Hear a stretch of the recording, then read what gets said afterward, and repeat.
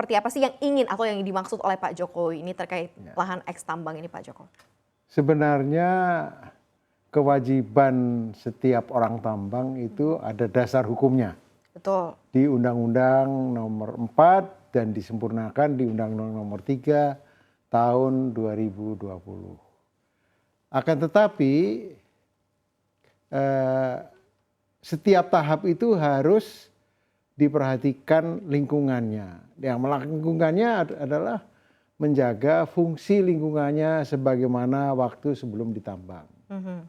Jadi pada waktu eksplorasi dia harus punya izin dan tetap lingkungan diutamakan. Kemudian di waktu operasi juga harus memenuhi yang namanya good mining practices yang intinya adalah menjaga lingkungan dan itu pilarnya adalah planet, people, kemudian profit and prosperity. Jadi kesejahteraan ini harus dipikirkan dan lingkungannya sejak dipikirkan, lingkungan kemanusiaannya juga dari undang-undang itu. Baik, Pak Joko ini kan diingatkan kembali nih sama Pak Jokowi. Iya. Apakah teman-teman para pelaku usaha pertambangan ada begitu yang meninggalkan begitu saja lahannya sehingga ini kemudian dimandatkan kembali, dibikin lagi peraturannya Pak Joko?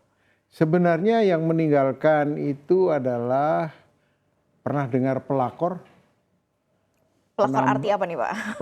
Penambang lahan koridor, Oke. di mana mereka adalah penambang ilegal. Yes.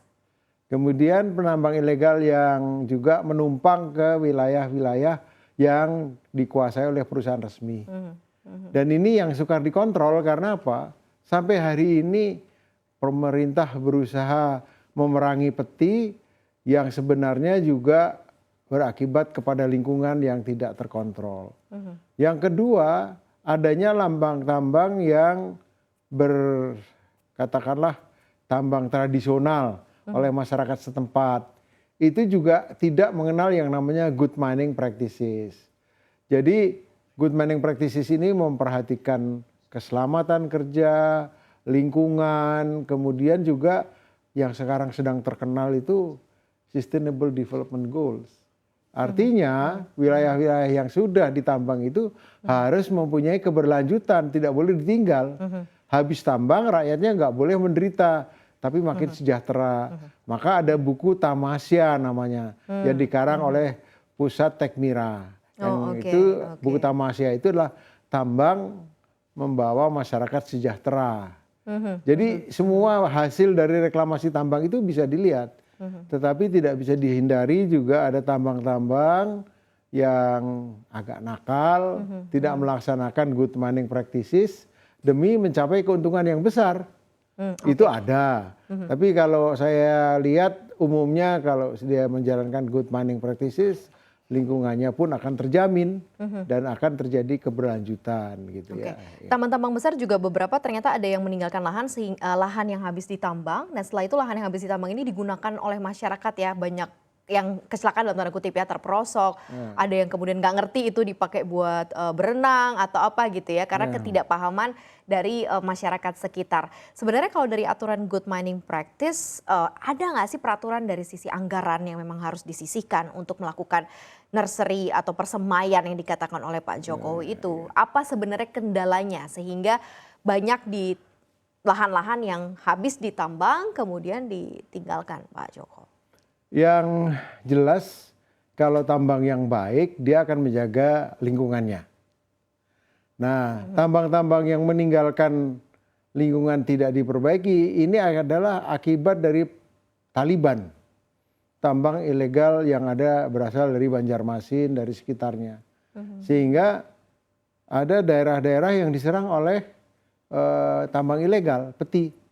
Karena mereka bisa mengetahui di situ ada cadangan katakanlah batu bara yang menerus. Sehingga dia masuk ke daerah terusannya itu. Nah, itu yang tidak bisa dikontrol.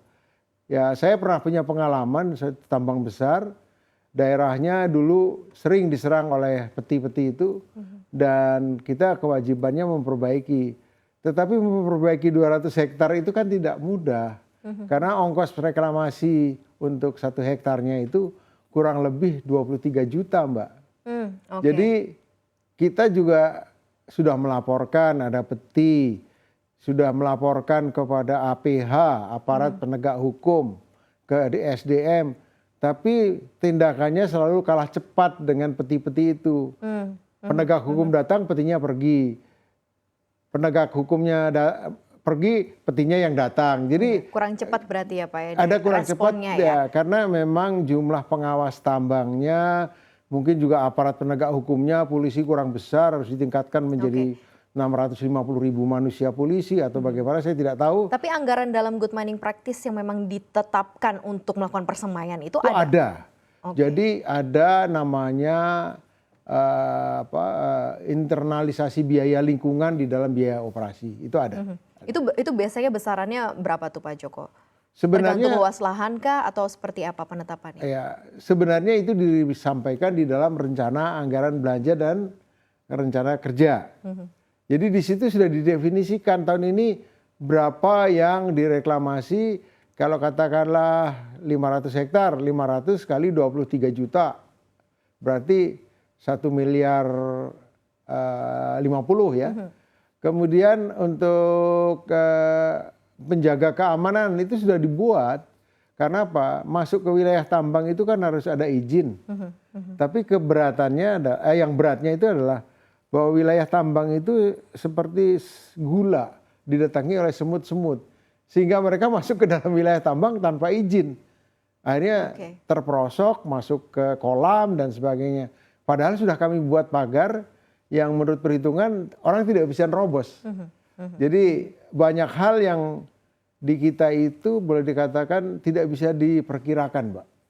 Jadi kejadian-kejadian yang disebut oleh teman-teman dari Walhi, ya kita sudah jaga sebisanya, tapi nggak bisa kan tambang itu punya 100 katakanlah 70 hektar yang dioperasikan di tengah itu sekitar sepertiganya atau seperempatnya, yang lainnya terbuka kan, dan itu daerah yang operasi tambang maupun daerah yang sudah direklamasi.